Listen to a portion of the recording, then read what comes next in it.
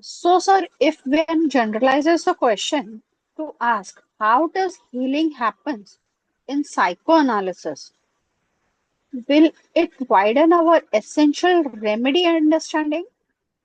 Yes, because there will be many situations where the same problem is healed by psychoanalysis and by homeopathy. Say two people have similar kind of depression. Both of them have mild depression. Both of them have very similar causes. And one goes to homeopathy and one goes to psychoanalysis. Let us say both of them are healed. Now, if we come back to our complex model, which means that the psychoanalytic technique has also unraveled that complex, and the homeopathy remedy also has unraveled that complex. So, if that is one way, that if we believe that the homeopathy remedy, let us say, heals in 5 different ways, and let us say out of those 5 different ways, 2 ways are overlapping with psychoanalysis and 3 are different, then at least for those 2, we can have a more detailed knowledge of how the healing happens. So if we look at those commonalities, then what psychoanalysis thinks about healing, that can help us to understand how the remedy may be acting in those limited 2 cases. Coming to psychoanalysis, how healing happens, we can look at actually 5 different ways in which essentially healing happens. And of course, there are many, but the core and the most common will be 5. The 5 will be like this.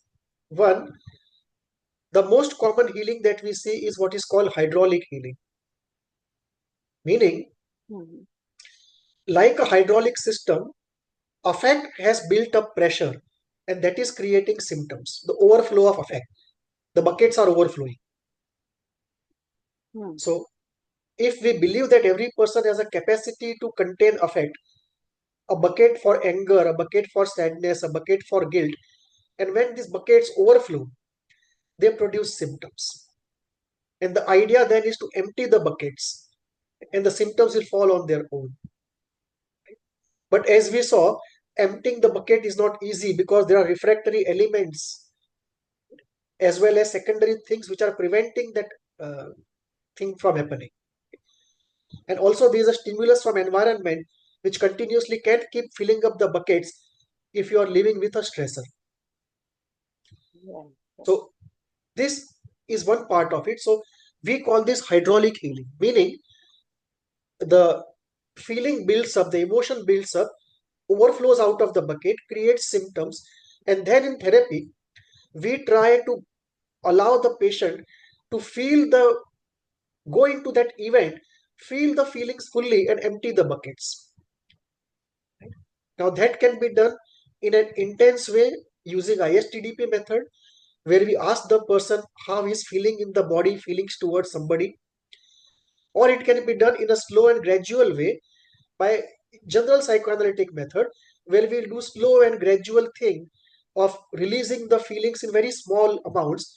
We don't get into feeling it in the body and do a wholesale release of that feeling. But both of these are what is called hydraulic healing. That, like a hydraulic system, the emotional system is overflowing and we have to empty that out. And if we apply pressure, we call it ISTDP. If we do a small and gradual interpretative thing, we call it the classical psychoanalysis. But one way of healing is hydraulic healing, which is catharsis of built up feelings, release of built up feelings. There is one way to heal. Second way to heal will be what is called ungeneration of affect, which is not always possible, but in some cases it is possible. For example, and this is what CBT will use, and psychoanalysis also can use. For example, somebody says something and you feel very angry, but later on you feel convinced that he said it out of good feelings for me. and suddenly the anger evaporates. It is like the way it was generated, it is ungenerated. Hmm. For example, let us say I was applying for a job and I knew somebody in organization X and I wanted him to help me. But he knew the inside situation of the organization and he knew it will not be good for me to go there. So he did not push my case. And I felt sad and angry about it. Now, later on, Hmm. when he leaves the organization, he meets me and I ask him, why didn't he help me? And he tells me the true story.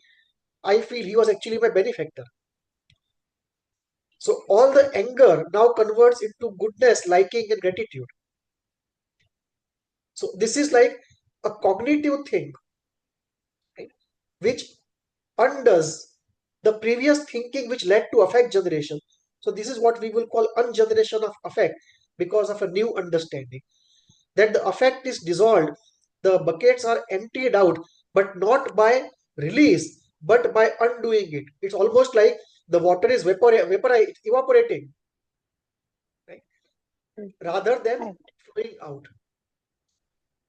It's like it's evaporating into hydrogen and oxygen again.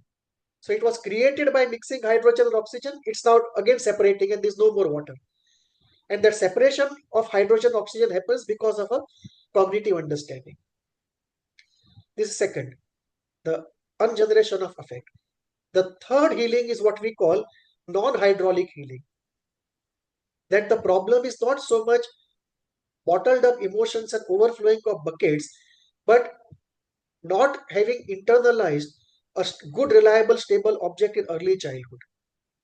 And that is the cause of the overflowing buckets. So Right. unless Right. a good, reliable, stable object is internalized, right, the buckets will keep getting filled up and keep overflowing. And how many times will you empty those buckets? But the moment the person has one good and safe relationship for a long period of time, and he is able to internalize a good, reliable, stable object, rest of the things happen on its own. So it's a form of healing by internalization in a non-hydraulic way. Then the fourth is of containment, that many people get healed because they find a good and safe container which they never had before in life. And when they experience a good container and a safe container and a strong and positive container, first they are able to use that container to park their emotions and get them processed and be given back in a good form. And second, over a period of time, they are able to create in themselves a container similar to what they experience. And this, in a way, in our analogy terms, increases the size of the bucket. And because of that, the overflow is no longer there. The bucket size is increased, their containment capacity has increased, and the buckets now have become active.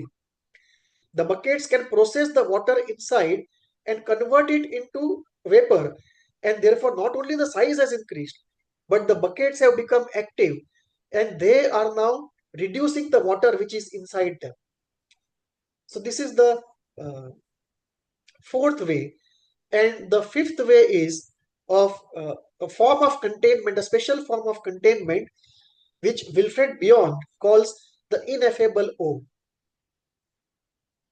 That when you sit silent in that therapy room and the patient also reaches that form of a silence and you are not doing anything, there is something that happens and the patient is put things into you, right? And somehow the two systems together result in a healing, right? An event which the Beyond calls ineffable O, that event O happens. So this is a very unique kind of positive containment where you are Hmm. as much in silence and stillness, and your system is used for healing that person unconsciously. So this is the fifth kind of healing, and obviously there will be some homeopathic medications which are healing in a hydraulic way, some which are healing by ungeneration of affect, some which are healing by helping internalization process, some which are healing by Right. increasing the containment capacity, and some which are healing by producing the ineffable O. So when we have this kind of classification of how healing happens in psychoanalysis, we can also look at homeopathic remedies and see which are using which route for healing, and we can classify the remedies based upon that and then prescribe based upon the difficulty of the person. Okay, is he suffering from hydraulic overload? Is he suffering from an internalization problem? This becomes a new kind of classification, like mineral, plant, and animal. This is a new kind of classification. Okay, Right. what is the, Internalization of. yeah, so what is the cause of his problem? What will heal? And what which remedies are more efficient in this route?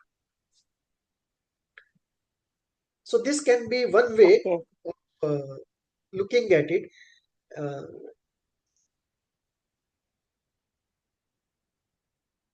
uh, in fact, this goes even to uh, Patanjali. In his treatise on enlightenment, he writes that you can reach up to enlightenment by using substances. And uh, one of the things that came up when I was discussing with somebody that periodic table, that if we go by the logic of periodic table, then when we go into the noble gas element towards the bottom, then that should be a state Hmm. of enlightenment. Enlightenment. Right. Right. Anyway, coming to our discussion, Sure. this is how the Hmm. psychoanalytic classification of healing can help us classify remedies, and that can be a new way of looking at prescribing. Right. Very interesting way. Okay. Also, then, can there be a complementary remedy situation across psychoanalysis and homeopathy? Yeah. Nobody has studied it. For example, we find all groups of patients. A group of patients who are successfully treated only by homeopathy. Second group successfully treated only by psychoanalysis. Third group which require both. Fourth group which can't treated by any combination. And fifth group where uh, you sequence it in a way that you have a short-term psychotherapy engagement, then homeopathy continues, and again psychotherapy engagement, again homeopathy continues. So all these combinations in practice, some people have tried, not many, some people have tried in a very unorganized way. But we have all these situations. For example, somebody who was in psychoanalysis for a long time and was not getting well, went to homeopathy, suddenly got cured. Somebody in homeopathy not getting cured for a long time comes to psychoanalysis, gets cured. So all these permutation combinations are going on. We don't really understand what is at the root. But Right. the question is this: uh, will a combination be better? My gut feel is yes. I don't know if somebody has done research, but it can be a very interesting research. For example, you have three comparable groups of patients. Group 1, you give only homeopathy.